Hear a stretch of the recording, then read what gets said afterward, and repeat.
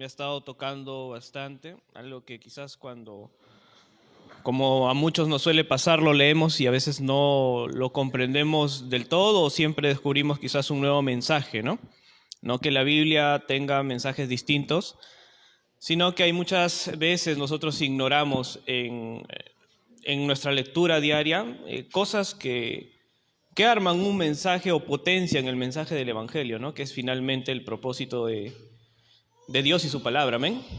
Entonces, vamos a orar para poder comenzar. Padre Celestial, te damos las gracias en el nombre de Cristo por el día de hoy, Señor, por todo lo que nos has mostrado, todo lo que nos has permitido pasar, Señor, a lo largo de esta semana. Confiamos, Dios mío, en tu divino poder. Confiamos, Señor, en que las cosas que pasan aquí en la tierra, ninguna de ellas escapa de tus manos. Por eso te pedimos, Señor, que nos des siempre esa visión celestial por sobre las cosas terrenales, que muchas veces lo que hacen es envanecernos nada más. Y en la gran mayoría de casos, Dios mío, las cargas que podemos traer, Señor, es por esa visión terrenal de la vida. Mas si nosotros nos enfocamos en tu palabra, en el Evangelio, en Cristo y en el propósito que tú tienes con nosotros por la eternidad, quizás muchas de esas cargas que nos adolecen, Señor, a día de hoy, no estarían allí. Porque tu palabra dice, fácil es mi yugo y ligera es mi carga. Así que confiamos, Dios mío, en que volviendo a ti, al único Dios verdadero, podemos volver a tener esa carga ligera y esa esperanza plena de una vida eterna, perfecta y abundante, donde no es necesario afanarnos por lo que nos puede pasar el día de hoy o el día de mañana, pues en tus manos estamos y en ti confiamos y descansamos por siempre, Señor. Que tu Espíritu Santo sea quien nos hable, que tu Espíritu Santo sea quien nos guíe, que ponga la atención de vida en nuestras vidas para poder comprender el mensaje del día de hoy, Señor. Que seas tú hablando por sobre todas las cosas. En el nombre de Cristo Jesús. Amén. Amén. Bien, tema de hoy, hermanos, sacrificios vivos, ¿no? Continuando con la serie de Romanos que hemos venido compartiendo semana a semana. El día de hoy nos vamos a centrar en el capítulo 12, puntualmente los versículos del 1 al 8, ¿sí? Entonces, luego de comprender que la salvación es un regalo recibido por gracia inmerecida, a costo de la vida del mismo Hijo de Dios, y que viene a su vez de una manera asombrosa a nuestras vidas, ya que resulta por ese principio de elección que vimos, por ejemplo, en el capítulo 9. Entonces es importante hacer esa breve recapitulación para entender qué es lo que quiere decir esa carta que escribió Pablo a los romanos, donde comenzamos desde el capítulo 1 a ver la caída del hombre, ¿no? O bueno, su condición desde su creación, que el hombre está muerto en sus delitos y pecados, ¿no? Que necesitamos de una gracia salvadora, puesto que el ser humano de por sí es malo, entonces es Dios quien se tiene que acercar a nosotros, ¿no? Es ahí donde también se nos dice que nosotros amamos a Dios porque Él nos amó primero, ¿verdad? Entonces, continuando con la serie, vemos también que hay una voluntad que se antepone a la palabra de Dios, a los propósitos de Dios para nuestra vida, ¿no? Como lo vemos en el capítulo 7, cuando Pablo reconoce cuán débil es y que en sus miembros, en su cuerpo, encuentra una voluntad diferente a los mandamientos de Dios, que se levantan contra Dios.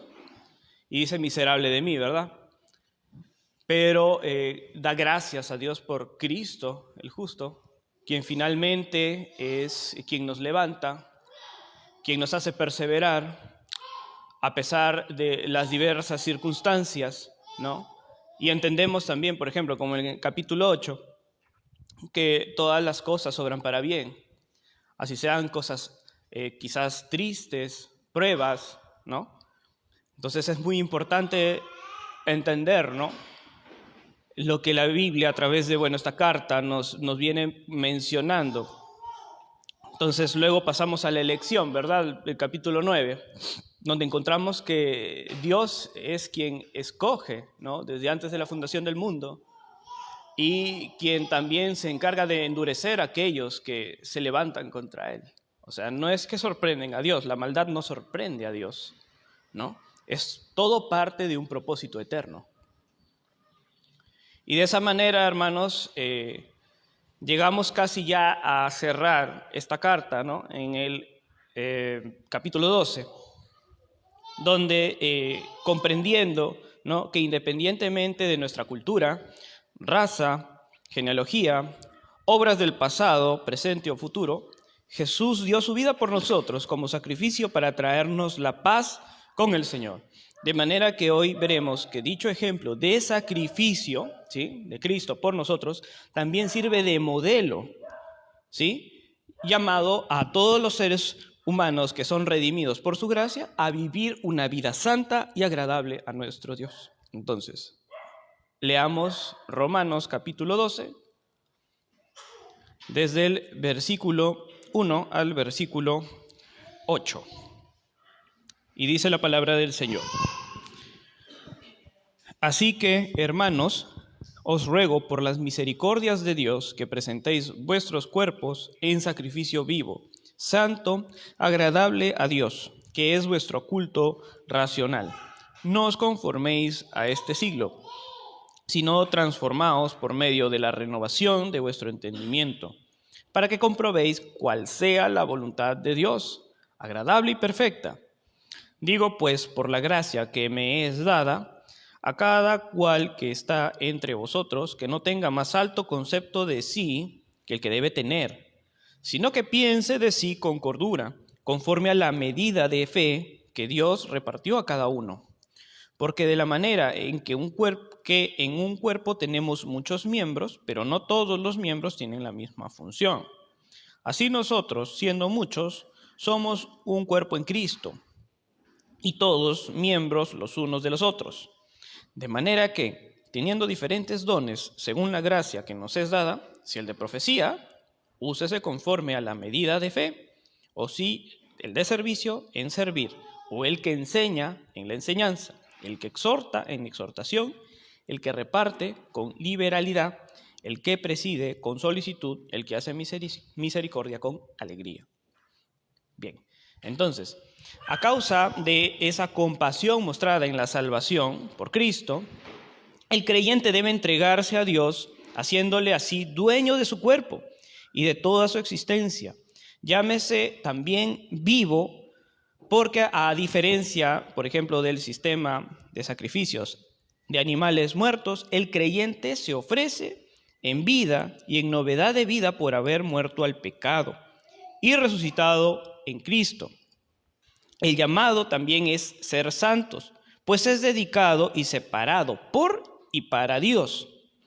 Por tanto, el presentarse a Dios como sacrificio vivo es un acto racional, porque involucra la mente e implica comprender el mensaje del Evangelio y decidir conscientemente adorar a Dios. Entonces, en ese acto, ¿sí?, de mostrarnos como sacrificios vivos, amados hermanos, lo que Dios quiere es que nuestra vida sea entregada a un completo acto de adoración. ¿Correcto? ¿Por qué? Porque nosotros, al no ser animales, por ejemplo, degollados, ¿no?, sino que hemos resucitado para vida eterna en Cristo Jesús, tenemos un propósito más grande hoy por hoy de poder vivir esas vidas. Y por eso dice como un sacrificio vivo, santo, ¿no? Entonces, esa palabra también es clave en cuanto a el modo de vida que Dios quiere, luego de entender, por ejemplo, ese plan de redención, ¿no?, ese resumen, ¿no?, sistemático de la fe que hemos visto, por ejemplo, en esta carta a los romanos, ¿no? Ahora encontramos el mandato de Dios a cómo conducirnos en la fe al haber resucitado en Cristo Jesús, ¿correcto? Como criaturas nuevas, ¿no?, o lo que se conoce como nuevo nacimiento. Entonces, es muy importante que nosotros podamos entender todo esto a la luz del Evangelio y que a partir de ahora, todo acto que nosotros hagamos aquí en la tierra sea un acto consciente de adoración, que todo sea pasado por ese filtro de la voluntad de Dios, que qué es lo que quiere Dios, si lo que estoy haciendo está realmente adorando o glorificando a Dios o no, porque ese es el propósito de un sacrificio, ¿no? Porque dice nuestro culto racional. Un culto es rendir homenaje a.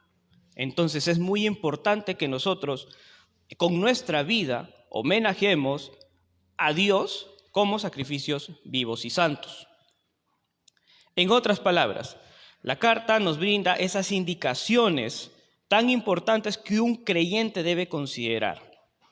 Tan grande salvación, la cual hemos sido llamados a vivir en un mundo que es importante decirlo, rodeado por una visión caída o una cosmovisión caída, un mundo de pecado, donde vamos a encontrarnos quizás en paradojas como la de Pablo en el capítulo 7, que nuestro cuerpo mismo se rebela contra Dios y el mundo que nos rodea también.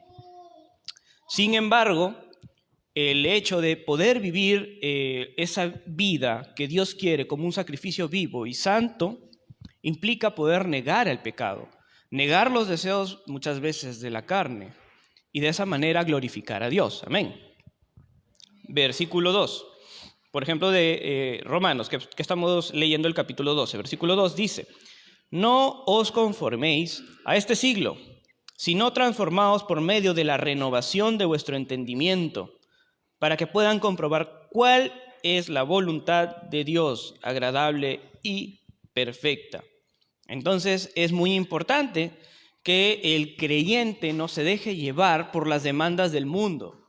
Muchas veces el mundo lo que nos va a enseñar es invertir más, por ejemplo, en nuestro tiempo, por ejemplo, en el trabajo, en generar dinero, para tener más comodidades, para tener más tiempo de distracción, para que puedas comprar, por ejemplo, tiempo con tu familia y un sinfín de cosas que si uno pone el orden de las prioridades, al final Dios queda totalmente relegado al último lugar o a veces ni siquiera aparece en la lista. Y esa es la verdad. Por eso el Evangelio, siempre en el Evangelio vamos a encontrar el verdadero modelo antisistema, ¿sí? No una pelea política, ¿no? O una pelea de ideologías, ¿no? De género, por ejemplo. No, el Evangelio se va en contra siempre de una cosmovisión global, porque el mundo está caído. Incluso los coaching, ¿no? Los psicólogos, muchas veces, tristemente, la sociología, la filosofía o la misma ciencia trata de que restemos prioridad a Dios, de que le restemos gloria a Dios, de que no tomemos por último en cuenta a Dios en nuestra vida. Entonces, por eso esta carta en este versículo nos dice: transformaos por medio de la renovación de vuestro entendimiento. Es necesario que constantemente estemos leyendo la palabra del Señor, estemos alimentándonos del mensaje de salvación y de esa forma, entendiendo el Evangelio, entendiendo que esta vida se acaba, entendiendo que hay una vida eterna, porque nadie habla de vida eterna. ¿O quién habla de vida eterna? Solamente Jesús, solamente Cristo, solamente en el Evangelio entendemos ese mensaje. En el mundo, en el colegio, nadie te va a enseñar eso. Entonces es muy importante que nosotros podamos renovar siempre el entendimiento. Y eso de una u otra manera también nos va a ayudar a discernir la voluntad de Dios. Si el tiempo que yo, por ejemplo, le estoy dedicando en mi día a día realmente está glorificando a Dios o no. Y eso es encontrar su voluntad. No simplemente escuchar que alguien me profetice algo o esperar el sueño revelador, el sueño ganador, ¿no? No. La voluntad de Dios es que seamos santos y separados del mundo. Correcto. Entonces, para entender cómo debo llevar una vida santa, es necesario que vayamos a Dios y su palabra. Entender cuáles son los mandamientos. Entender cuáles son las verdaderas prioridades para la vida del ser humano. Muy bien. Dice también, es decir, ahora contamos con una necesidad de ser refinados, de ser conformados a la imagen de Cristo. Entiendas eso también como transformación. En segunda carta a los Corintios, capítulo 3, versículo 18, ¿sí? Segunda carta a los Corintios, capítulo 3, versículo 18, dice, por tanto, nosotros todos, mirando a cara descubierta, como en un espejo, la gloria del Señor, somos transformados de gloria en gloria en la misma imagen, como por el Espíritu del Señor. Entonces, es seguir la imagen de Cristo aquí en la tierra, que siendo rey se humilló a sí mismo, que no esperó ser servido, sino sirvió al resto. Tal como dice su palabra, el Señor comenzó la obra y la va a culminar hasta el día de Cristo. Nosotros, a lo largo de nuestra vida, seremos transformados a esa imagen de Jesús. ¿Por medio de quién? Del Espíritu Santo, quien nos sigue capacitando en el día a día. Y esto es muy importante discernir, sobre todo cuando vamos pasando por las pruebas. Esta primera parte tiene esa implicancia que corresponde a la salvación, hermanos. Que entender qué es lo que Dios quiere que nosotros hagamos con nuestra vida. Luego de entender ese mensaje tan amplio, tan sistemático de la salvación, que no es nada más que yo estoy triste y necesito una esperanza. No, es que todo parte desde que el ser humano es malo de nacimiento, ¿sí? Y está totalmente enemistado con Dios y su fin es la muerte. Entonces, entendiendo esta primera parte, nosotros podemos dimensionar de una mejor manera qué significa vivir una vida santa, ¿sí? Entendiendo lo que costó, todo el mensaje de redención. Si leemos, como nos decía también en el sermón anterior, el hermano Samuel, ¿no? Entendiendo esa teología bíblica desde el inicio de Génesis hasta el Apocalipsis, ese plan de redención que llevó miles de años, por ejemplo, desde el Génesis hasta los tiempos de Jesús, ¿no? Y el mensaje a futuro, ¿no?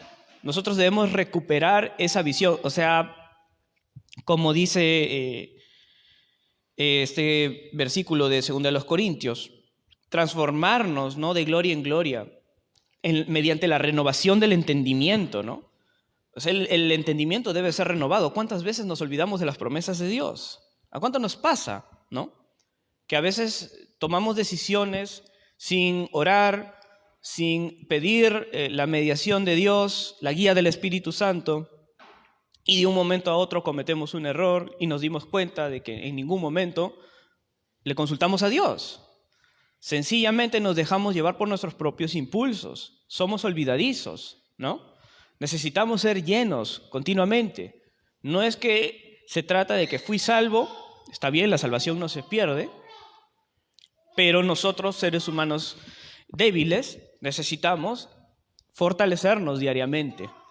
Necesitamos siempre renovar ese entendimiento. Es demasiado importante para nuestra vida. Si no, sencillamente vamos a tener un cristianismo mediocre que solamente es caídas, caídas, caídas, caídas, retraso, retraso, retrocedo y retrocedo, ¿no? ¿Y cuándo avanzo? ¿No? Está bien, no te digo que somos perfectos, pero si tu vida como creyente solamente es pasos hacia atrás como el cangrejo, eso está mal. No estamos avanzando. Y es porque no estamos renovando ese entendimiento. Ese es un ejercicio imperativo, es decir, un mandamiento de Dios para ti, que renueves, ¿sí?, tus pensamientos, que te alimentes de su palabra. Y eso nos va a ayudar a soportar las pruebas. Hasta las pruebas le encontramos sentido a las pruebas en nuestras vidas. Primera de Pedro, capítulo 1, versículos del 3 al 9. ¿Sí? Primera de Pedro, del 3 al 9, nos dice: Bendito sea el Dios y Padre de nuestro Señor Jesucristo, que según su grande misericordia nos hizo renacer para una esperanza viva, por la resurrección de Jesucristo de los muertos, para una herencia incorruptible, incontaminada e inmarcesible, reservada en los cielos para vosotros, que sois guardados por el poder de Dios mediante la fe, para alcanzar la salvación que está preparada para ser manifestada en el tiempo postrero, en lo cual vosotros os alegráis, aunque por un poco de tiempo, por ahora, por un poco de tiempo, si es necesario, tengáis que ser afligidos en diversas pruebas, para que, sometida a prueba vuestra fe, mucho más preciosa que el oro, el cual, aunque perecedero, se prueba con fuego, sea hallada en alabanza, gloria y honra cuando sea manifestado Jesucristo, a quien amáis sin haberle visto, en quien creyendo, aunque ahora no lo veáis, os alegráis con gozo inefable y glorioso, obteniendo el fin de vuestra fe, que es la salvación de vuestras almas.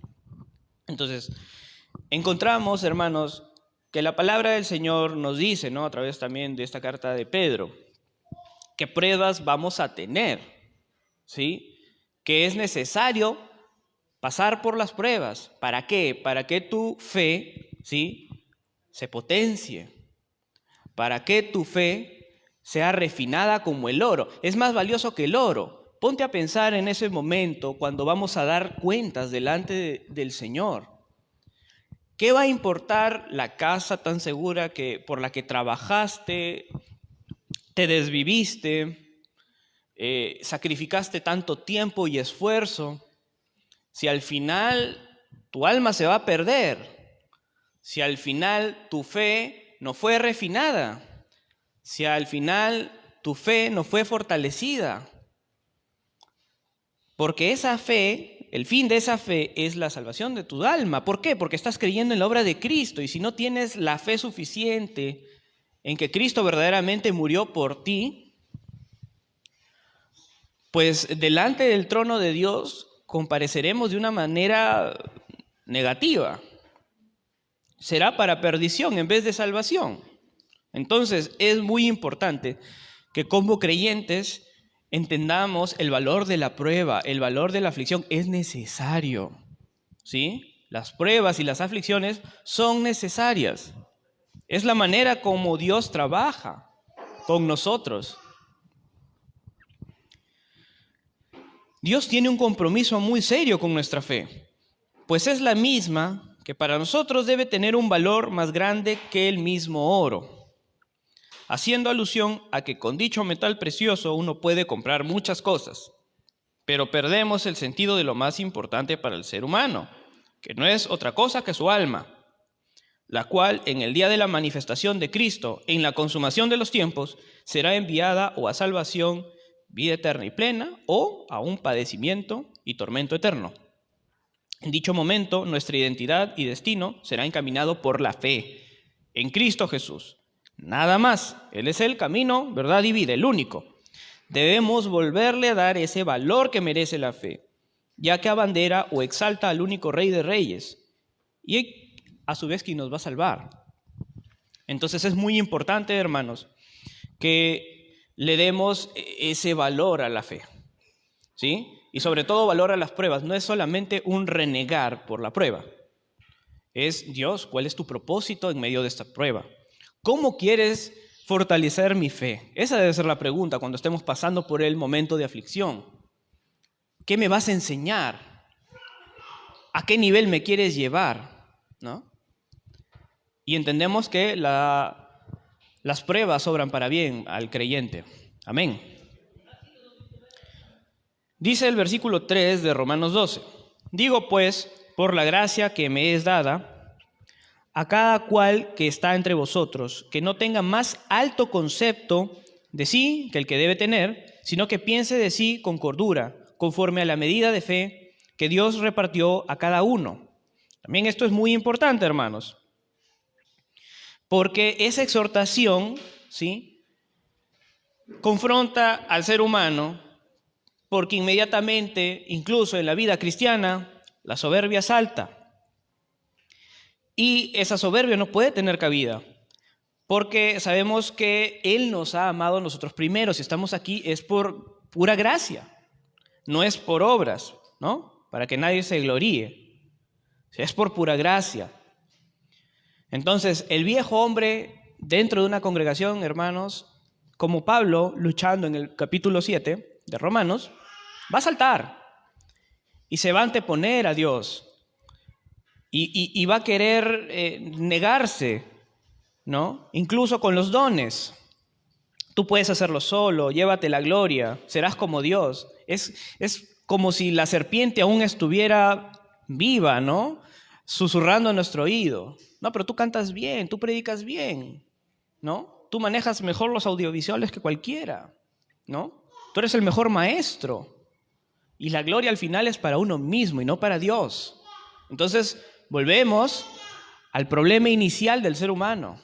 Las cosas no han cambiado desde la creación en cuanto a la lucha contra el pecado. Allí está presente. Entonces, Dios nos dice aquí que nadie tenga un concepto más alto, ¿no?, que el que debe tener. Piense de sí con cordura, conforme a la medida de fe que Dios repartió. Es una fe que salva no por obras, sino por Cristo, confiando en que alguien más lo hizo. Amén. Entonces, en ese momento, el amor de Dios manifestado en forma de disciplina va a venir a nuestras vidas y nos va a corregir y nos va a traer de nuevo hacia Él con cuerdas de amor, que muchas veces suelen doler, como cuando un padre corrige a su hijo por amor a su alma. El versículo 4, porque de la manera que en un cuerpo tenemos muchos miembros, no todos los miembros tienen la misma función. Así nosotros, siendo muchos, somos un cuerpo en Cristo, y todos miembros los unos de los otros. Y esto también es algo muy llamativo en el reino de Dios, que se construye en familia, no en individualidades. Nadie brilla con luz propia. Es en colectivo. De manera que Dios afirma que el ser humano vive en comunidad y en comunidad nos lleva a la eternidad para seguir viviendo en comunidad, porque vamos a vivir todos juntos. Jamás es con luz propia, jamás. Ni los ángeles se atreven a proferir juicio contra alguien más si no es reconociendo primero la gloria de Dios y que sea Él quien lo haga. Entonces nosotros debemos tener mucho cuidado cuando nos conducimos en la casa del Señor. ¿Lo estás haciendo para ti mismo, para que te vean a ti tocar, a ti predicar, a ti servir? ¿O estás reflejando la gloria de Dios y mostrando lo que Dios hizo con un pecador o una pecadora antes de conocerlo? Algo que jamás hubiéramos pensado hacer, ahora lo estamos haciendo. Quizás los que no venimos de hogares cristianos, ¿qué nos íbamos a imaginar estar sirviendo en la casa del Señor? ¿No? Ahora que se enseña que uno mismo debe llevarse la gloria, ¿no?, es algo totalmente antisistema. Muy bien. Vamos a reforzar esta idea en Lucas capítulo 22, versículos 24 al 26. ¿Sí? Lucas 22, del 24 al 26. Dice la palabra del Señor: hubo también entre ellos una disputa sobre quién de ellos sería el mayor. Pero él les dijo, hablando de los discípulos: los reyes de las naciones se enseñorean de ellas, y los que sobre ellas tienen autoridad son llamados bienhechores. Mas no así vosotros, sino sea el mayor entre vosotros como el más joven, y el que dirige como el que sirve. ¿Sí? Entonces el llamado de Dios aquí es que para ser considerados grandes en el reino de Dios debemos ser los últimos, debemos ser los menores. ¿Sí? Entonces, esto es algo que puede parecer muy bonito al momento de decirlo, pero vivirlo realmente es todo lo contrario a lo que el mundo enseña.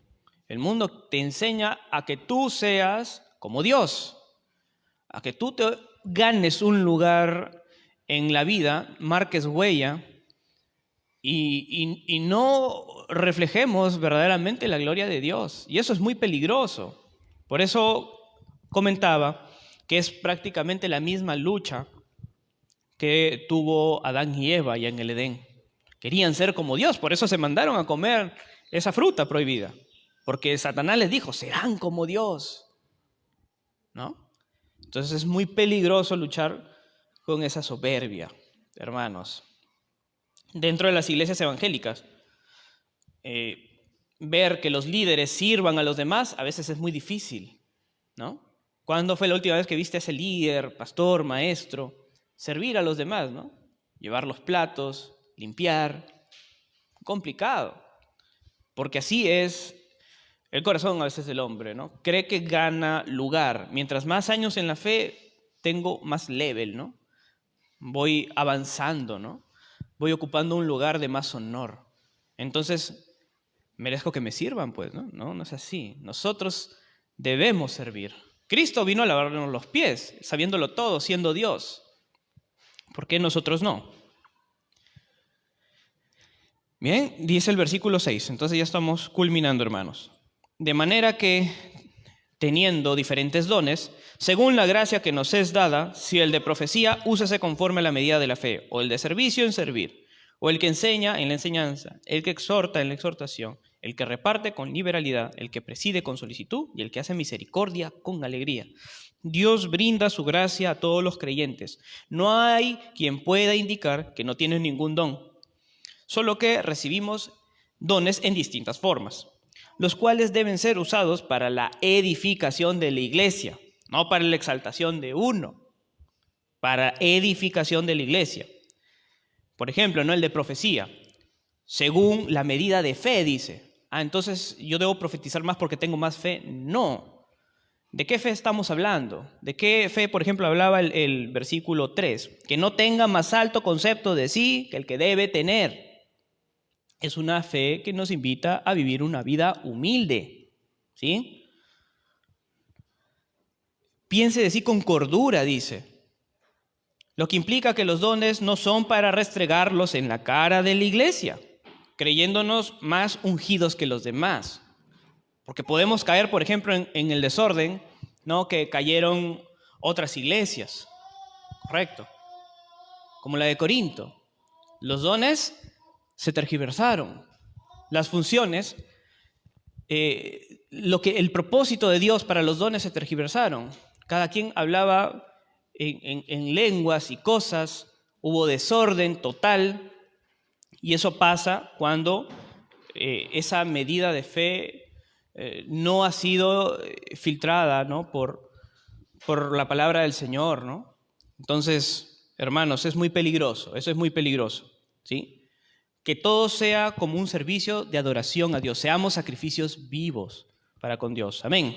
Por último, 1 de Pedro, capítulo 4, 10-11, dice: cada uno, según el don que ha recibido, ministrelo a otros como buenos administradores de la multiforme gracia de Dios. Si alguno habla, hable conforme a las palabras de Dios. Si alguno ministra, ministre conforme al poder que Dios da, para que en todo sea Dios glorificado por Jesucristo, a quien pertenece la gloria y el imperio por los siglos de los siglos. Amén. Amén, hermanos. Hay que ponernos de pie, por favor.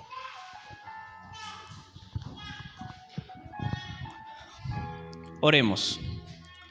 Amado Señor, gracias te damos en el nombre de Jesús por tu palabra que nos confronta, que nos lleva a ser transformados, a poner a prueba nuestra fe para capacitarnos en esta vida, Señor, donde tantas cosas pasan, pérdidas, sufrimiento. Nada es eterno en esta vida, Señor, nada nos llevaremos. Sin embargo, que esta vida, Señor, los años, el tiempo, que a ti te plazca que estemos caminando entre los vivientes, sea glorificándote, sea viviendo un evangelio verdadero, un evangelio que sirva a los demás, un evangelio que busque tu gloria por encima de la del hombre. Nos ayudes a entender, Señor, que este mundo tiene muchas trampas y que no debemos dejarnos llevar por lo que el mundo enseña, sino volvernos a ti. Reformar día a día nuestra fe, volviendo a tu palabra, volviendo a tus propósitos. Y así, Señor, vivir la vida que tú quieres, santa, agradable, perfecta, y poder discernir tu voluntad. Gracias, Señor, fortalécenos y te damos las gracias que tu Espíritu Santo nos guíe. En el nombre de Jesús. Amén.